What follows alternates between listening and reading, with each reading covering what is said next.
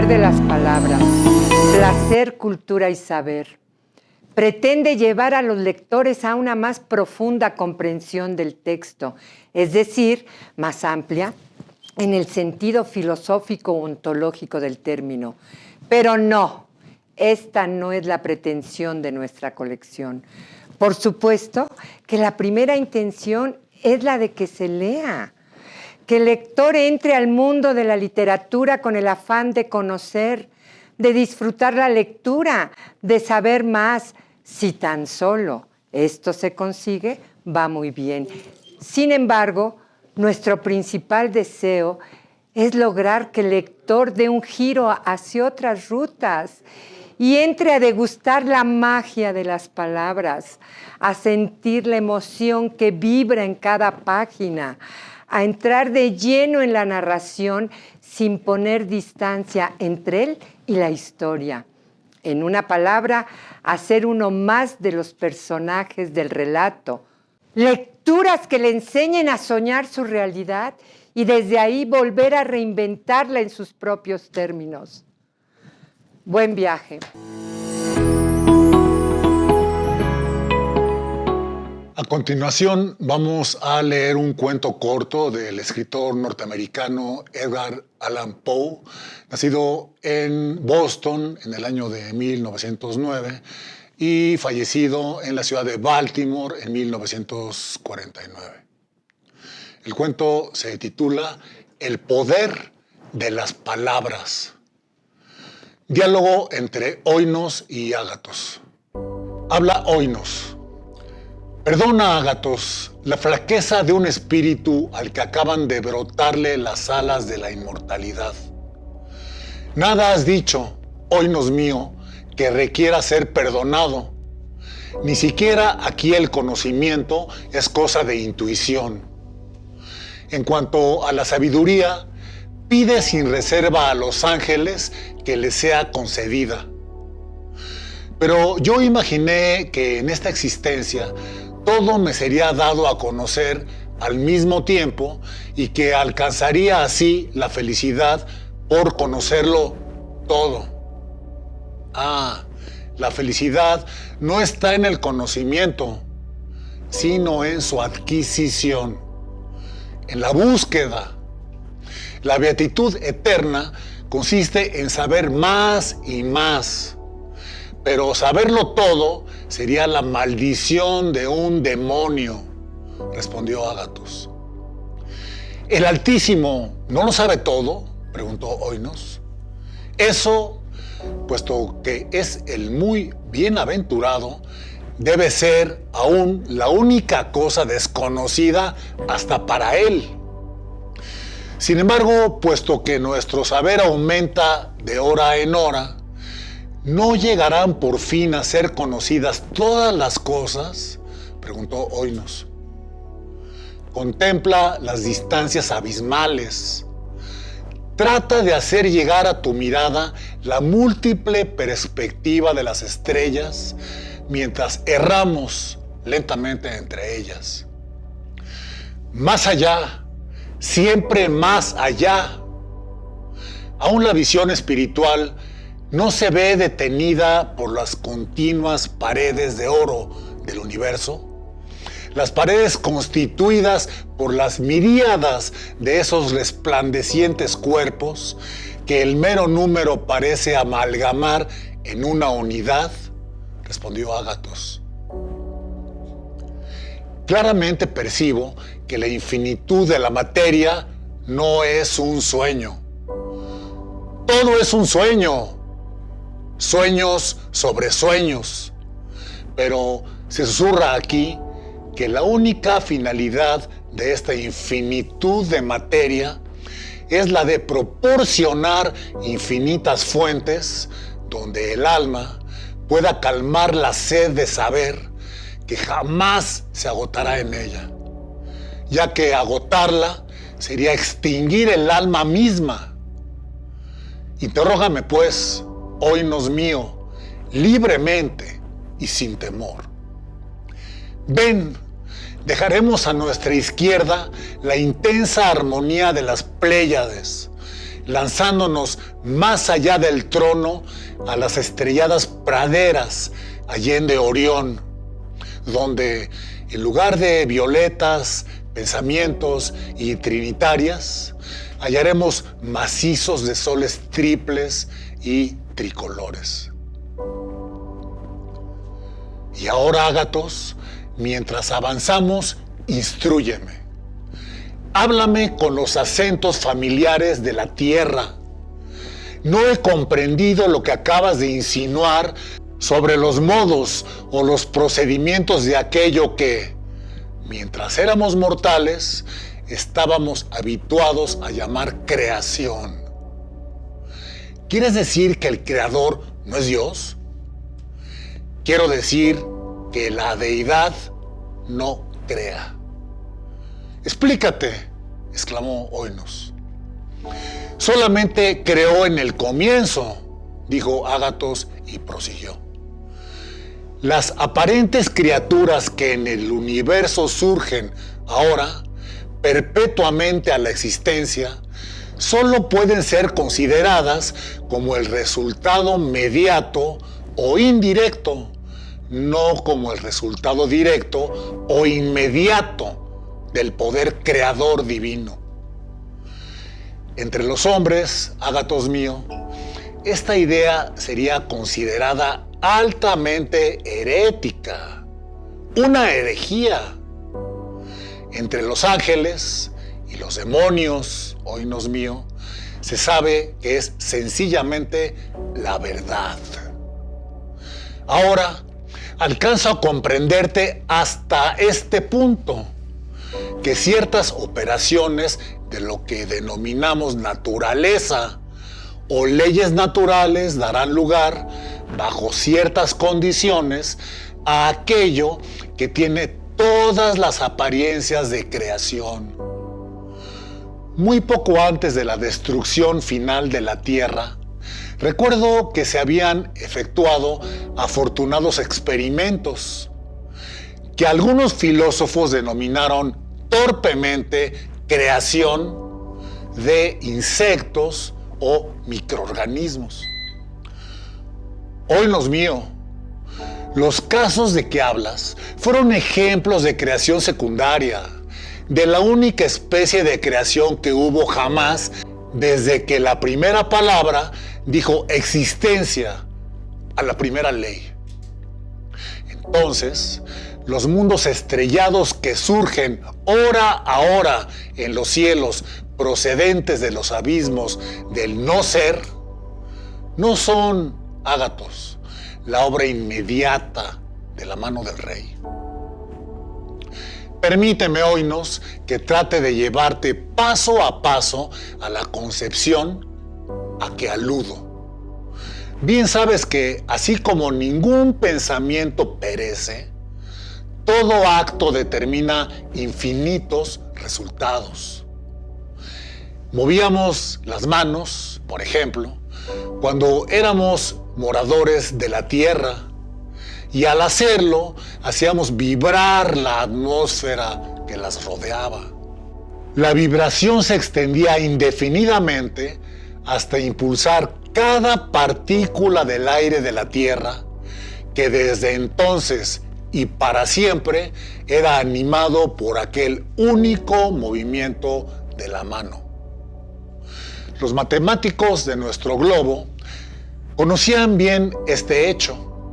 Sometieron a cálculos exactos los efectos producidos por el fluido por impulsos especiales, hasta que les fue fácil determinar en qué preciso período un impulso de determinada extensión rodearía el globo, influyendo para siempre en cada átomo de la atmósfera circundante. Retrogradando, no tuvieron dificultad en determinar el valor del impulso original partiendo de un efecto dado bajo condiciones determinadas. Ahora bien, los matemáticos que vieron que los resultados de cualquier impulso dado eran interminables y que una parte de dichos resultados podía medirse gracias al análisis algebraico, así como que la retrogradación no ofrecía dificultad, vieron al mismo tiempo que este análisis poseía en sí mismo la capacidad de un avance indefinido, que no existían límites concebibles a su avance y aplicabilidad, salvo en el intelecto de aquel que lo hacía avanzar o lo aplicaba. Pero en este punto nuestros matemáticos se detuvieron. ¿Y por qué ágatos hubieran debido continuar? Porque había, más allá, consideraciones del más profundo interés. De lo que sabían, era posible deducir que un ser de una inteligencia infinita, para quien la perfección del análisis algebraico no guardara secretos, podría seguir sin dificultad cada impulso dado al aire y al éter a través del aire, hasta sus remotas consecuencias en las épocas más infinitamente remotas. Puede ciertamente demostrarse que cada uno de estos impulsos dados al aire influyen sobre cada cosa individual existente en el universo. Y ese ser de infinita inteligencia que hemos imaginado podría seguir las remotas ondulaciones del impulso, seguirlo hacia arriba y adelante en sus influencias sobre todas las partículas de toda la materia, hacia arriba, hacia adelante, para siempre en sus modificaciones de las formas antiguas, o en otras palabras, en sus nuevas creaciones, hasta que lo encontrara regresando como un reflejo después de haber chocado, pero esta vez sin influir en el trono de la divinidad. Y no solo podría hacer eso un ser semejante, sino que en cualquier época, dado un cierto resultado, supongamos que se ofreciera a su análisis uno de esos innumerables cometas. No tendría dificultad en determinar por retrogradación analítica a qué impulso original se debía. Este poder de retrogradación en su plenitud y perfección absoluta, esta facultad de relacionar en cualquier época, cualquier efecto a cualquier causa, es por supuesto prerrogativa única de la divinidad. Pero en sus restantes y múltiples grados inferiores a la perfección absoluta. Ese mismo poder es ejercido por todas las huestes de la inteligencia angélica y demoníaca. Pero tú hablas tan solo de impulsos en el aire, replicó Oinos. Al hablar del aire, me refería meramente a la tierra, pero mi afirmación general se refiere a los impulsos en el éter, que al penetrar y ser el único que penetra todo el espacio, así el gran medio de la creación. Entonces, dime, ágatos, ¿todo movimiento de cualquier naturaleza crea?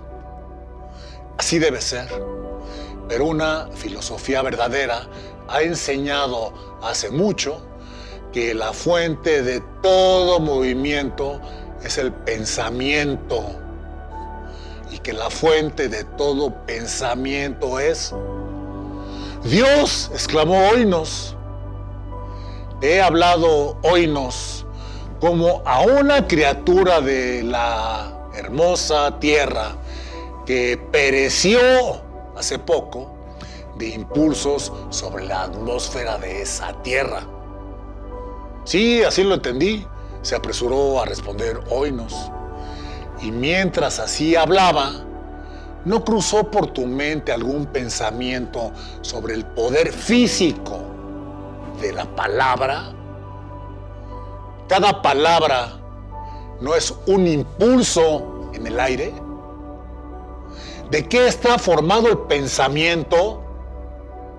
¿Acaso no son palabras las que nos dicen lo que estamos pensando? Ah, pero ¿por qué lloras, Ágatos?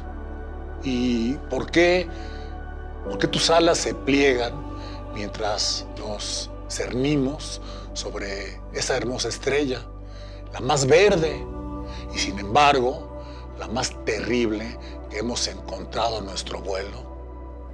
Sus brillantes flores parecen un sueño de hadas, pero sus fieros volcanes semejan las pasiones de un turbulento corazón. Y así es, así es. Esta estrella tan extraña, hace 3 siglos que, juntas las manos y arrasados los ojos a los pies de mi amada, la hice nacer con mis frases apasionadas. Sus brillantes flores son mis más queridos sueños no realizados y sus furiosos volcanes son las pasiones del más turbulento e impío corazón. Fin.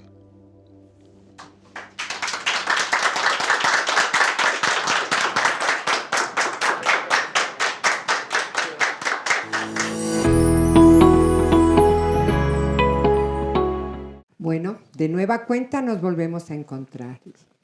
Y ahora viviendo, porque lo vivimos, una historia muy fuerte, tremenda, pero maravillosa, muy creativa sobre todo, y también, voy a decirlo, difícil de acceder a ella.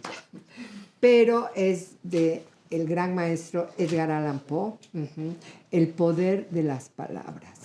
Y es importante esta pieza porque a lo largo de la historia ustedes se dieron cuenta lo que hizo Ágatos cuando le dice a Oinos: esa estrella fue creada por mí, por mis pasiones y por mi dolor.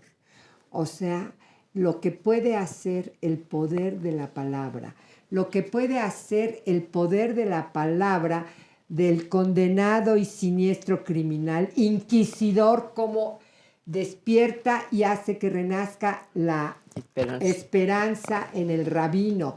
O sea, todo eso es a través del poder de las palabras, de transmitir esos pensamientos que son construidos con palabras.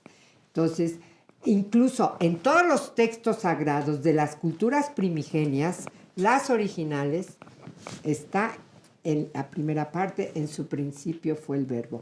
Hablar es crear. Por eso a mí me encantaría escuchar sus opiniones. Bueno, pues también aquí desde luego nos invita a una reflexión.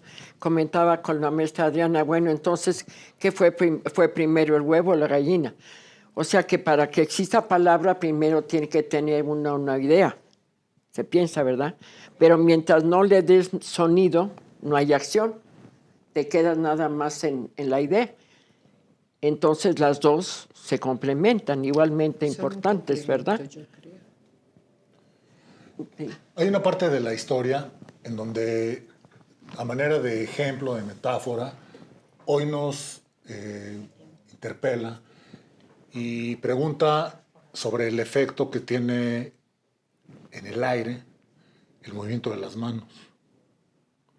Se dice que cada que movemos una mano, o las dos, creamos ondas en el aire, y eso pues nos suena lógico.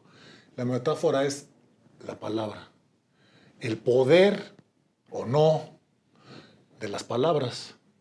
Cada que emitimos nosotros una idea a través del pensamiento, con palabras, formamos una frase, formamos una oración, formamos un cuento, formamos una historia, tiene consecuencias, estamos creando. El mundo no existe si no le llamamos mundo.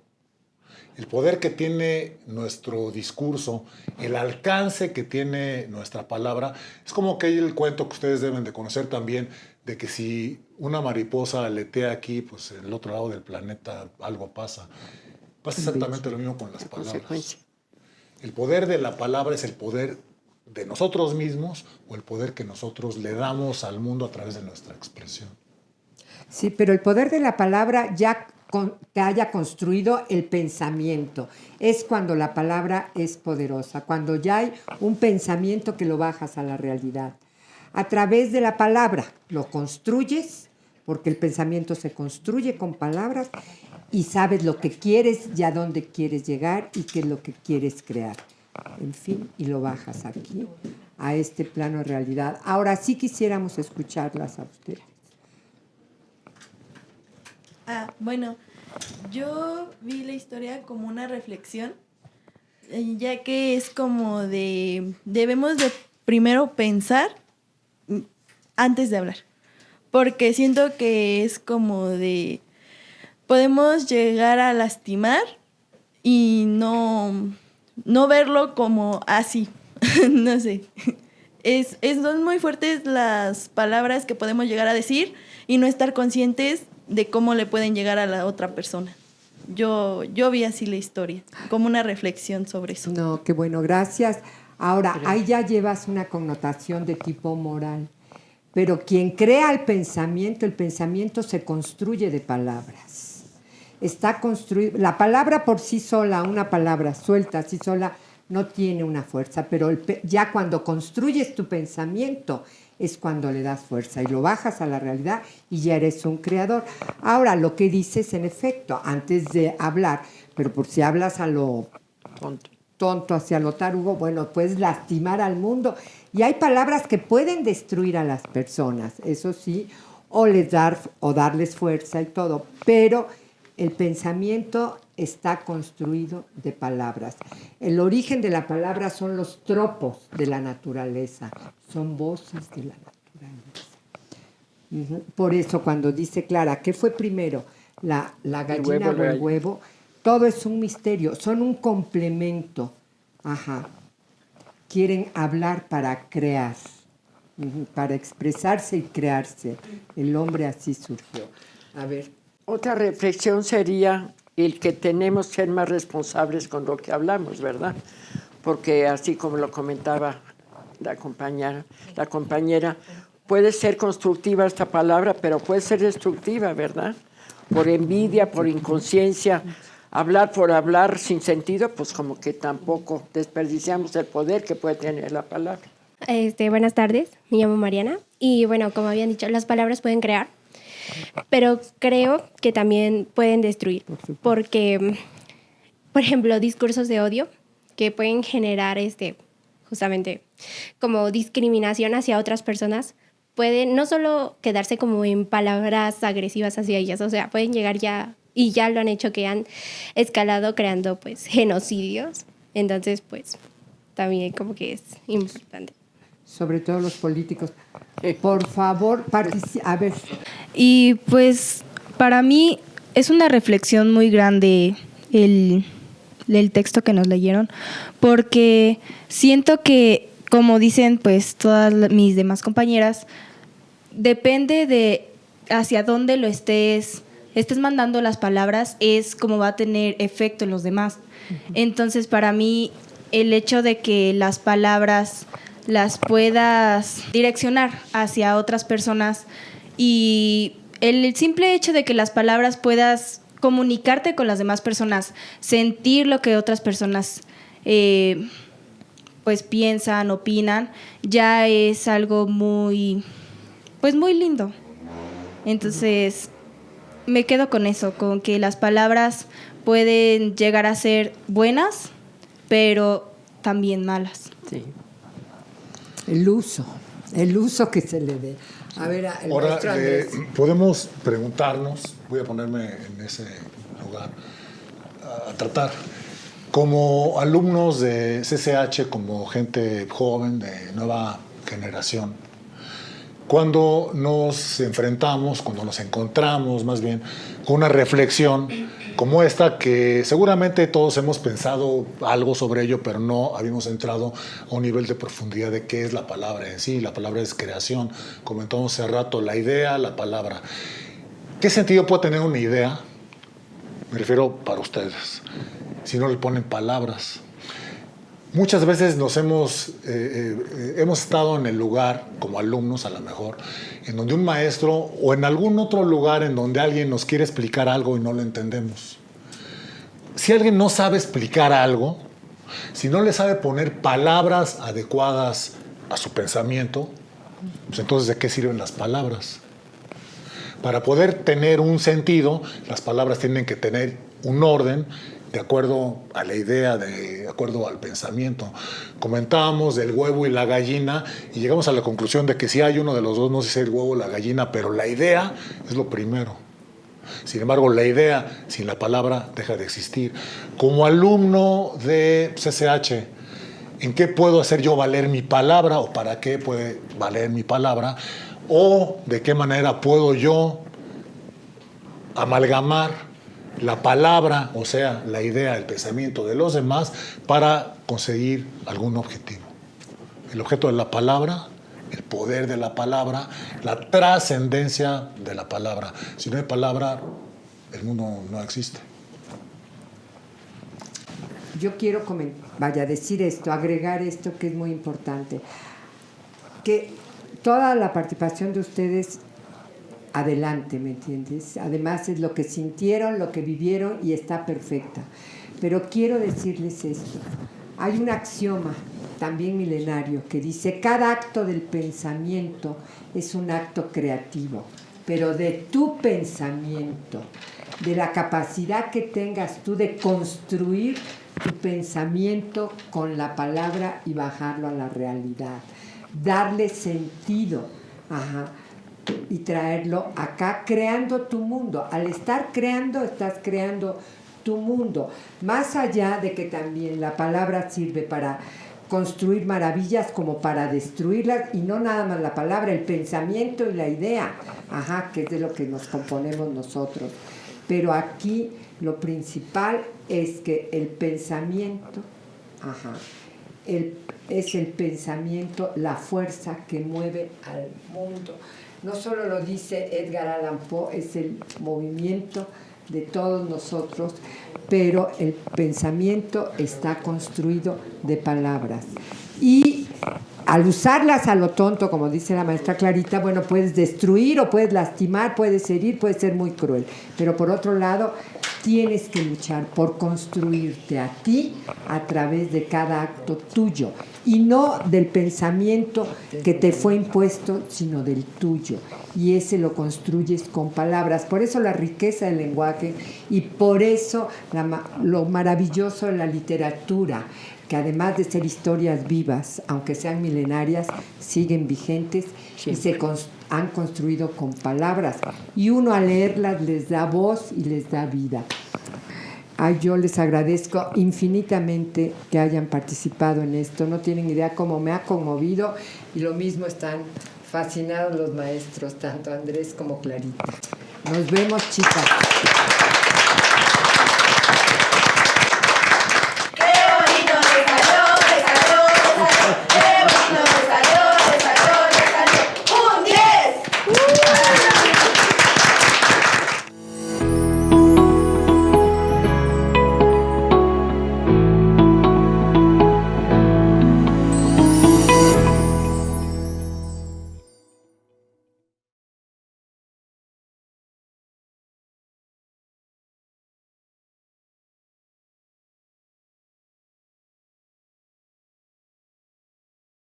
Thank you.